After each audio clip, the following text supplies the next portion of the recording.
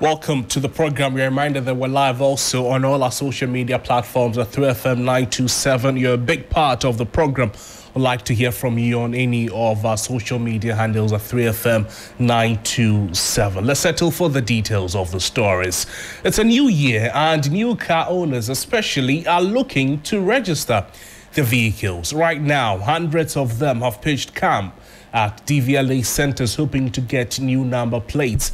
Meanwhile, the Driver and Vehicle Licensing Authority says it has extended its digital operations to cover more services. 3FM's Judith Brown, she has pitched camp at some DVLA centers, and she's joining us at the moment to paint a picture to us of how the situation is like and to put this into perspective. Judith, good afternoon to you.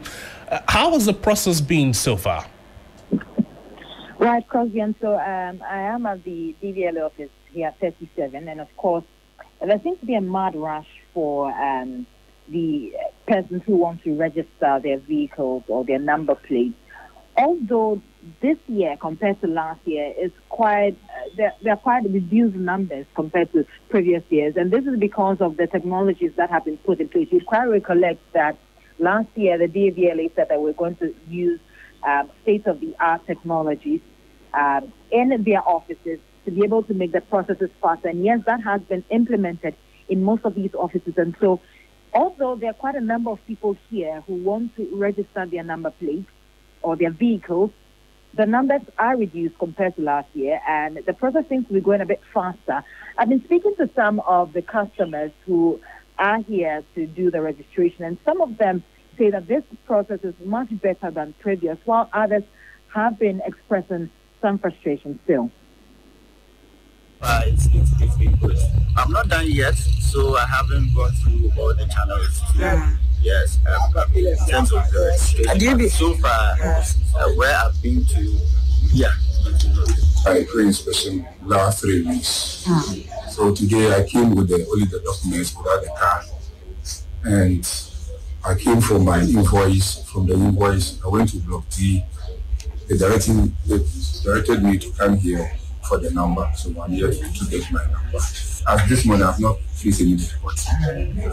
They can do better because we are starting it's a new thing, so at least it's expected. The difficulty is expected. It's not too much. It's not too much difficult, but we can do better. They said I'm taking a special number, so they have to take my number inside. I was never insist 4 hours. The number that we hotel.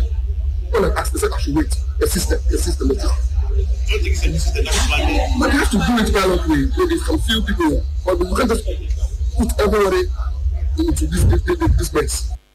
And those were some customers who have thronged various offices of the Driver and Vehicle Licensing Authority today to register their vehicles for the year 2024. My colleague Judith Brown is still on the line with me. Judith, we've just heard from the customers. Do we have any sense of what the authorities are saying as to how smoothly or otherwise this process has been, the benefit it is coming with? And while at that, do we know when the collection of the emissions tax will commence? Right, and so yes, I have been speaking to the Greater Accra Regional Manager of DVLA, and he has been telling or explaining more about issues on how their technological services are working to try and make the process faster. He told us about the VRS office, that's the Vehicle Registration Services. They are in charge of dealing with issues the technological issues basically. And so the process has now been made biometric. In fact, they even told me that there are some points where you can even come with your Ghana card, and when it's used, it automatically brings out all your biometric details. And so it makes the process much faster. I've been speaking to him, but on the issue of emission taxes, he told me off record that it has not yet been collected. They are still trying to work measures in place to start its collection. But yes, the DVLA would be taking that. But briefly, he also spoke about issues on the prefixes for number plates. They said they were going to introduce new prefixes, and that will be for regions that have now been created, and also for offices or new offices, DVLA offices that have been created in several districts here in the country. You know, in the manual system, basically what happens is we use forms, you know, to solicit information, data from vehicle owners. We use Form A and then Form C. And then what happens is these forms, we don't have control over it. It's the car owners that fill this form. And then filling of this form, there are omissions, especially the owner name, the chassis number and all that. And then if there's omission in the chassis number, that means it changed the condition of the vehicle completely. So these are some of the gaps that happens with the manual system. Hence our migration from manual to electronic. So you realize the issue with the manual system where you have to write or type the chassis number and the likelihood of omission of a figure was high. This time around, it's not so. And then again, you have to go and queue at the bank to make payments. This time it's not so. You can log on to ghana.gov.gh and then effect payments using that credit card, or you can even use Momo to pay. And then again, we are not able to tamper with, you know, vehicle details and the owner details. You heard the response from authorities at the Driver Vehicle Licensing Authority, the Greater Accra Regional Manager, Ata Mensa Kuma. Judith, finally, before you go, talk to us about the craze for new number plates going into 2024. What is the DVLA saying about it? Is this something that can be done manually, or that also goes through the new system being implemented by the authority? Right, and so Crosby, yes, it is still going through the new system that is being implemented by authorities, and you can see that this is the new year 2024. Quite a number of people have rushed there to get the 2024 number plates because they feel that will be much better. It looks much better on them. But the DVLA says this is going to go through that same technological process, and so it's making things much easier for them right there at the offices. So that's what they've basically been saying. But it seems that people are quite interested in the use of number plates that are registered for this particular year. That's true. Judith, thank you so much for your time with us on the program. Judith Brown is my colleague there. Well, also this afternoon, there is growing opposition to the income tax set to be imposed on owners of ride-hailing vehicles. More drivers across the country, they're now demanding that the implementation is suspended. Drivers who have already threatened to park their vehicles say they are forced to pay up to 25% in commission to app owners. Hence, any new tax will prove counterproductive. In the Ashanti region, the situation, according to the driver grouping there, is worse. William Evans Income is following up on it. He's joining us this afternoon with some more updates and perspectives. Evans, good afternoon to you. Describe to us, first of all, the ride-hailing climate in the Ashanti region. Well, so there's a wide, rejection of this particular vehicle income tax or the ride-hailing tax. Of course, I've been moving or hopping from one,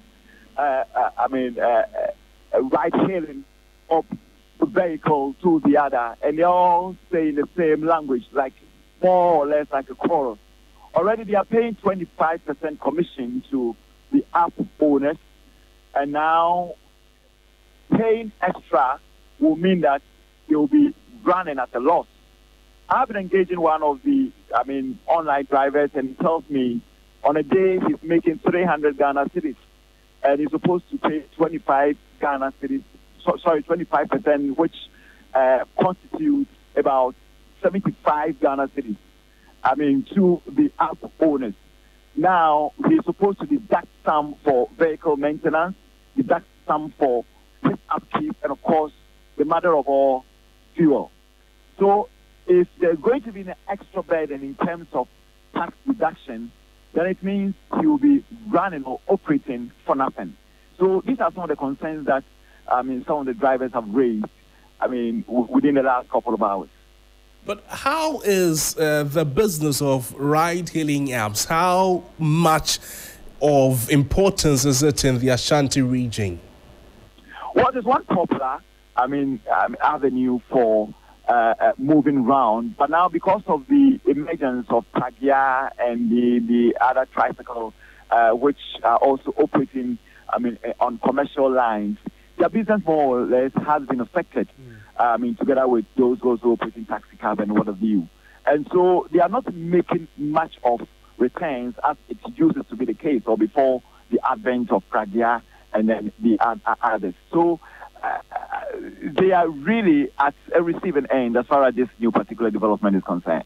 With all those woes, clearly this new tax, as they put it, will indeed be counterproductive. William Evans Inkum, grateful for your time with us on the program. William Evans Inkum is our Ashanti regional correspondent who joined us, providing update on what the situation is in the Ashanti region as there is growing opposition to the income tax set to be imposed on owners of ride-hailing vehicles. More drivers across the country, they are now demanding that the implementation of this new tax initiative is suspended.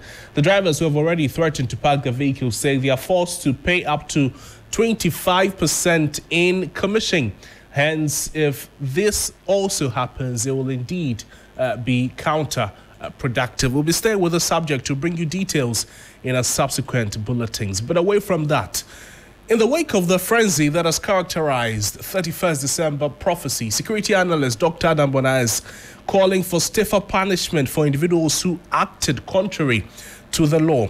Now, a few days before the Christmas festivities, the Ghana Police Service warned that the law on doomsday prophecies was still in force, and this law prohibits the public communication of doomsday prophecies, particularly deaths and harm. The IGP insisted that the right to practice faith and freedom of speech as guaranteed by the Constitution are subject to respect for the rights and freedoms of others and the public. However, in a sharp disregard for the directive from the Ghana Police Service, several pastors, including Reverend Owusu Bempa, Prophet Nigel Gazy, amongst others, they prophesied, including what many describe as doom prophecies. Reacting to this, Dr. Adam Bona is calling for severe punishments. Well, the law is clear. If you make such a statement, you see, the laws are there, and it will specify the kind of punishment that should be meted out to you if you are convicted of committing that crime. And so they should, once they are arrested, I believe that the courts are there. That would amount to something that would look like a misdemeanor. But we all know that the fact that you could be convicted, you could be sentenced, you could be sent to jail if you are convicted. And so as far as I'm concerned, the police should collect all these tapes. You have them. I'm sure the police also have them. They should put them together and punish these people. They should punish them severely. They should take them to court for the court to make pronouncement on these things. And the court previously have made pronouncements. The courts have previously made pronouncements and punished people using the Section 208 of the Criminal Offences Act of 1960. And so I don't want to believe that these people think that it is just, it's okay to make such statements. It is criminal if you look at Section 208, publication of false news, Section 208 of the Criminal Offences Act. It is criminal to do that. And therefore, I heard one pastor saying that the police can't do that. I think most of these pastors are ill-informed. They are uneducated when it comes to matters of this, these things that have to do with the law. I think that they should probably seek legal advice to know what is criminal and what is not criminal. When they mount their pulpits and cameras are pointed at them, or they sit by social media platform like Facebook or the other networks, and they are talking. If you make statements that would injure, that would cause fear and panic in the public, that would constitute probably something that looks like false publication or false news, and you have to be arrested and punished. And so I would want to see the police, going down severely on these people. You hear the voice of Dr. Adam Bona. He's a security analyst there. To some political news now. The New Patriotic Party has assured all aspirants in the upcoming primaries of an equal playing field as vetting commences in barely 24 hours. As part of processes leading to voting for the party's parliamentary candidate scheduled for January 27, the MPP will conduct vetting sessions for aspirants across 15 regions of the country. Joining us on Zoom for further conversation is Deputy General Secretary of the NPP, Haruna Mohammed. Haruna, thank you so much for your time with us on the program. Good afternoon to you. Can you tell us at what stage the MPP is in the run-up to its primaries later this month? Yes, the MPP had issued guidelines prior to the orphan constituencies, and after which the National Executive Committee approved of guidelines for the conduct of the sitting members of Parliament. We opened nomination for those constituencies from 20th to 25th.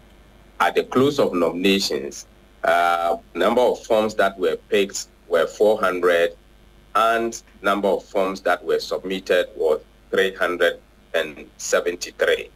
And people that are going unopposed per our analysis is 23.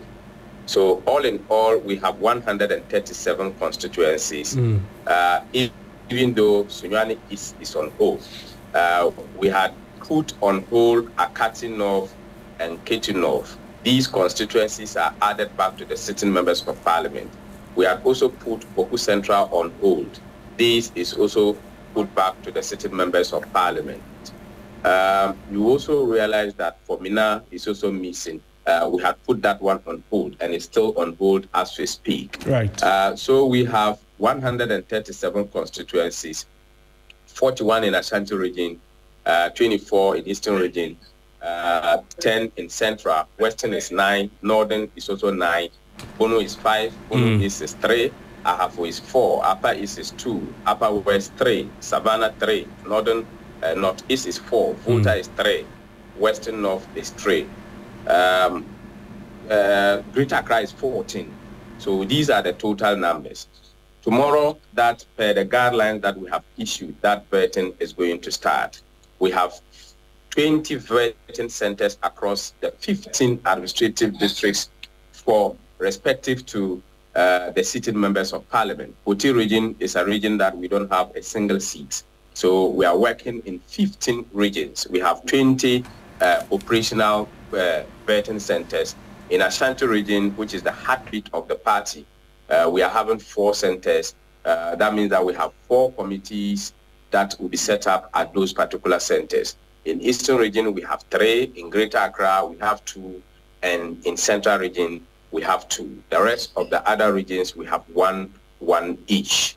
In each of these vetting centers, we have the chairman coming from the national and 2 other members who will be joining the region, that the regional chairman, the regional secretary, and the research would be part, and the 5 election committee members of the various constituencies are set up as they appear before the vetting committee will be included as members of the National Parliamentary Vetting Committee.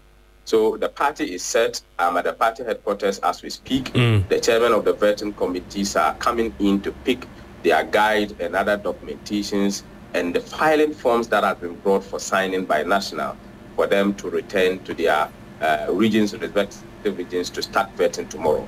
So all is set for vetting, and the MPP, we believe, that will make it as we did in the orphan and the presidential primaries. This is a milestone that we have taken, right, and all the processes leading to those who will be leading the party in the 2024 general elections. Right, but Haruna, if you could hold on for me, talk to us about the measures that have been instituted to ensure a level playing field in the ongoing process. I think that the guidelines for this entire process has been put in the nomination forms, and every aspirant that has purchased the nomination form had the opportunity to read through all the guidelines. With respect to this vetting, there is very clear guidelines as to how the vetting is going to go. We have areas that we are looking out for and the kind of questions that we'll be asking them and the follow-up questions. We have made provision for appeals where candidates are not satisfied with decisions of vetting committees can appeal to the appeals committee. And this appeals committee is headed by Honorable Osei Prempe, who is the chairman. We have the Director of Elections, Evans Nimaku, as the secretary to the appeals committee. We have Honorable Opariansa, we have Honorable Madam Esther Ofori, we have R.O. Solomon, we have Professor Emmanuel Flolo, we have Dr. Clifford Brimer, we also have Honorable Eugenia Giptikusi, Dr. Ajiman Budu, and Alhaji Amadou Kalim. Everybody knows him as Amadou Business. So these are members that have been put into the appeals committee. Any aspirant that feels dissatisfied or any stakeholder that feels that there is some information that is supposed to be brought to the attention of an appeals committee or the vetting committee will be put before them. We have to make sure as a national party under the leadership of Chairman Stephen Ntim and the General Secretary to make sure that transparency is key and that everybody is given the level playing ground so that we can be able to come back united, more united than before. And that is what we are looking at for. All right then, Haruna Mohammed, thank you so much for your time with us on the program. We'll be speaking with the Deputy General Secretary of the NPP, Haruna Mohammed there. We're still staying with the NPP, particularly in the parliamentary primaries. And as part of amongst the names, the big names who will not be returning to Parliament in 2025 is Kennedy Ejapon. One big question on the minds of many is who replaces Kennedy Ejapon? Let's head to the Central region now, because at least 4 individuals are pushing to replace Kennedy Ohene Ejapon as Member of Parliament for Asin Central. Thomas Khan is our correspondent in the Central region. He's joining us with some more update on the battle between or amongst these 4 individuals. Thomas, good afternoon to you. Who are these 4 persons who want to become members of Parliament for the Asin Central constituency? Right, Crosby. So these 4 individuals are Obed Kumi Ewua, who is a businessman. We have Godfrey Tinti, and who is also a businessman.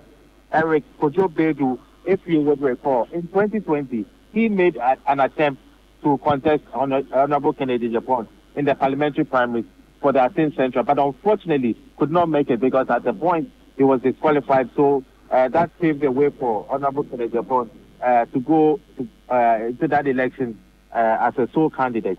And we have Joseph Eje Benin, who is also a deputy protocol officer at the Flagstaff House. So these individuals, they are really campaigning very, very hard to contest the Asin Central parliamentary seat. Crosby. But from the delegates, what has been the assessment of these candidates by the delegates? You know, one thing the delegates are expecting is very, very common. You know, Kennedy Ejapon to be somebody who happens to be a people's man, especially when there are difficult times.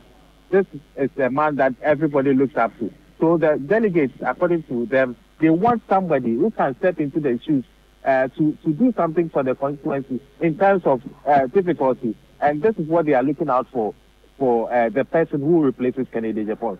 And with all these 4 people, and that has been their campaign message, that they know Kennedy Ejapon to be somebody who is there for the people in times of difficulty. So they are saying that they exhibit or they possess that kind of character, and they want the delegates to vote for them to represent the people of Asin Central.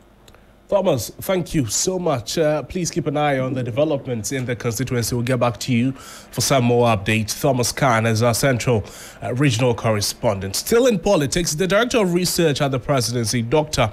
Isaac Osu-Mensah, says the only consideration for the NPP flag bearer, Dr. Mahmoud Bawumia, in choosing a running mate should be the person's ability to amass block votes for the party. He believes this is the only way the NPP can win the 2024 general elections. I think if you are looking for a running mate, there are 2 considerations that are very critical. One, somebody who will help you to govern when you win power, and somebody who will bring votes so that you'll be able to win power. These are the 2 standard considerations that everybody's looking at. For me, as a student of politics and as a director of research at the presidency, my proposal will be somebody who will help you to win votes. in this particular instance, because when you win the votes, you can always get a lot of experts to help you to govern. However, in looking for somebody who will bring you votes, or what quantity of votes that the village brings to you, you know that in politics there's nothing like quality of votes, because the vote of the president and the vote of KIA are the same value. So there's nothing like quality of votes. So who will bring you block votes, quantities of vote? That is what you need to look at. And therefore, whoever His Excellency, the Vice President, is considering should be the fact that, one, where is he coming from? Number one, that is very, very important. He is from the north. You need somebody from the south. And certainly the person must be a Christian because he's a Muslim. You know, NPP has always been Muslim, Christian, take it. So that person must also come from the south and a Christian as well. But beyond that also, what is the fellow bringing on board? There are a lot of permutations that have come up, and I have never changed my position on this. We have to look at the options available. One, Ashanti region is our base. Do we strengthen our base in Ashanti region by picking a running mate from Ashanti region? That is a very important fundamental question. Two, do we say that we have Ashanti region as our base, therefore we go to another region and pull somebody there who also bring vote from that region to consolidate that of Ashanti? That option is also available. Also important, do we get somebody from a place like Greater Accra, because Greater Accra in the past have always been a position reserved for the chairman of the party or the speaker or this. Do we now be bold enough to get somebody who is strong enough in Greater Accra to who also bring in some votes? These are all forms of modeling and permutation that the people certainly have to look into consideration. But the fundamental point is that whoever is going to choose must be somebody who will bring a block vote to support the ticket at the end of the day. If you don't get block vote, especially when you want to break the 8, or especially who want to do a third term, it will be difficult for you to be able to do that. But if you have somebody who is bringing a block vote, and block vote from where? Block vote from professional background, block vote from the religious background, maybe it's a Christian, that must be a Christian, and coming from which church? That the church supports that person. The church able to mobilize the membership of the church around that person. All these are very important factors that will be considered by His Excellency the Vice President in choosing who he partner with. And that was the Director of Research at the Presidency, Dr. Isaac Owusu-Mensah, ending the afternoon news on 3FM 92.7. There's more news on our website, 3news.com. My name is Noble Crosby Annan. Good afternoon.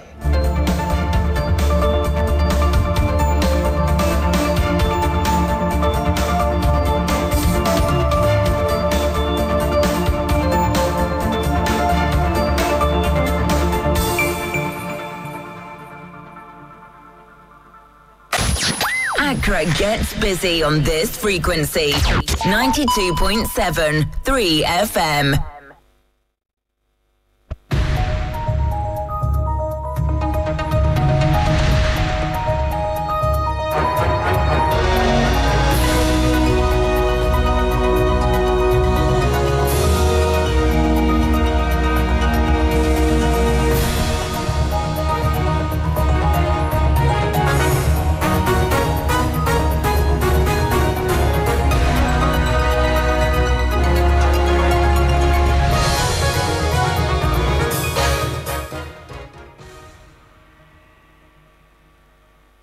Hello, good afternoon, and welcome to Business Daily. Coming up in this bulletin, ratings agency Fitch Solutions projects significant expenditure overruns ahead of December 2024 elections. We'll tell you why. Also, fuel pumps see second straight fuel price drop as oil marketing companies slash prices. According to Fitch Solutions, a more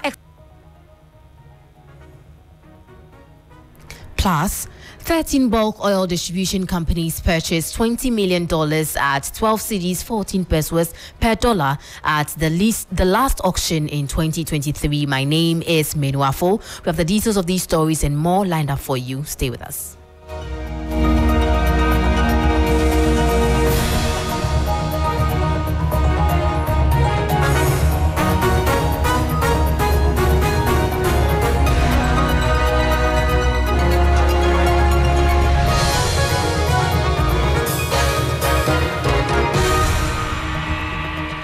Thank Thank you so much for your time. We'll go straight to our first story. And Fitch Solutions is projecting significant public expenditure overruns by governments ahead of the December 2024 general elections. According to the UK-based firm, this is because the ruling New Patriotic Party government trails the largest opposition party, National Democratic Congress, and would therefore spend heavily to win public sympathy. The following 3 Business Desk reports has more. According to Fitch Solutions, a more expansionary fiscal stance will inject additional demand into the economy. While the government has reaffirmed its commitment to implementing fiscal reforms in line with the ongoing IMF program, the UK-based firm anticipates significant public expenditure overruns ahead of the December 2024 general election, particularly given that the ruling New Patriotic Party trails behind in the polls. It continued that since the start of the century, public expenditure as a share of the size of the economy increased by an average of 3 percentage points during election years. This reflects the government's tendency to subsidize utilities and implement social welfare programs to garner public support. It added that a moderation in consumer price inflation due to more favorable exchange rate dynamics will strengthen household spending. Again, the likely implementation of social support programs ahead of the December 2024 elections will support disposable incomes and stimulate domestic consumption. That was a 3 Business News Desk report. Away from that, economist and Dean of University of Cape Coast Business School, Professor John Gachi, has thrown cold water on the declining trend of Ghana's inflation and the relative stability of the city. He observes these economic indicators are yet to improve cost of living and provide a supportive environment for businesses in the country to flourish. Professor Gachi notes that policy rates as a tool for inflation management is still not responsive. Well, all this development doesn't show much because the overall effect of all these indicators is to make cost of living better, is to make the cost of doing business better, is to make the business environment better. We have not yet started achieving that. Therefore, we only pray that the inflation will go down further. Then the exchange rate will also be more stable. Then we get to a point where policy rates will be responsive and we'll begin to define a new environment for interest on loans and availability of loans to the private sector and household for consumption. That we have not achieved, and that is very crucial for economic takeoff. That over there was the voice of Professor John Gachi, Dean of University of Cape Coast Business School. On to more stories. 13 bulk oil distribution companies snapped up $20 million at a favorable rate in a Bank of Ghana Forex auction, easing concerns about fuel availability. This was the last auction for 2023. Strategic bidding aligning with the central bank's rate reflects its commitment to stabilizing the downstream sector and fuel prices.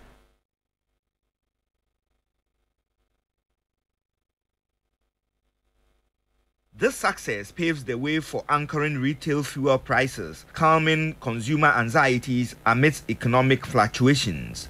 The Bank of Ghana's proactive allocation of $120 million for the fourth quarter of last year's auctions showcases its dedication to supporting BDCs and fuel price stability.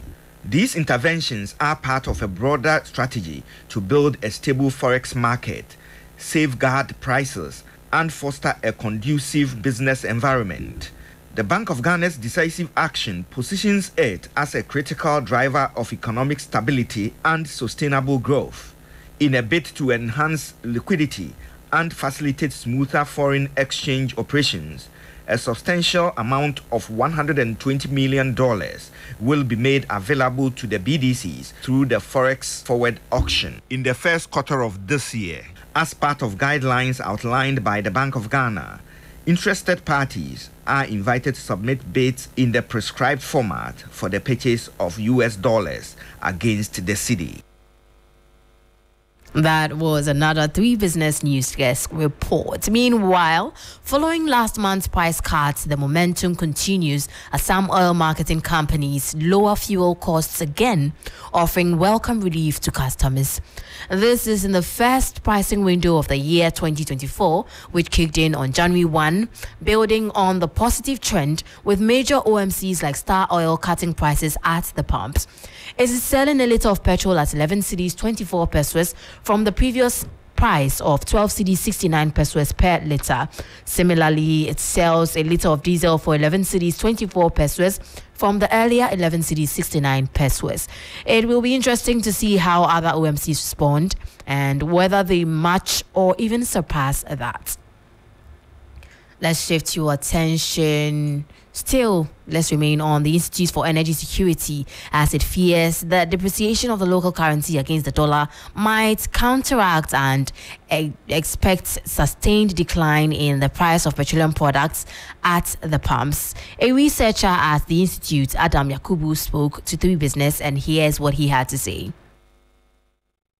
On the world fuels market, the Institute for Energy Security did observe that all petroleum products, that is gasoline, gas oil, and LPG, had their prices fall by some 1.76% for gasoline, 3.44% for gas oil, as well as 0.14% for liquefied petroleum gas, LPG. However, on the domestic forex market, the cedi did lose some 0.41% of its value against the United States dollar, closing trade at 12 cedis 10 pesos to a dollar. Putting these factors together, the Institute for Energy Security is projecting marginal decline in the prices of all petroleum products on the domestic fuels market. However, this might not be entirely realized because of the cedi depreciation recorded over the last 2 weeks, ending the year 2023.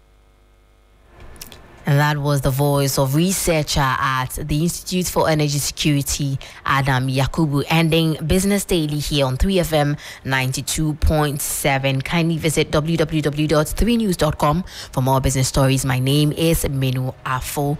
Do stay tuned. We have Black Rasta coming up with Urban Blend.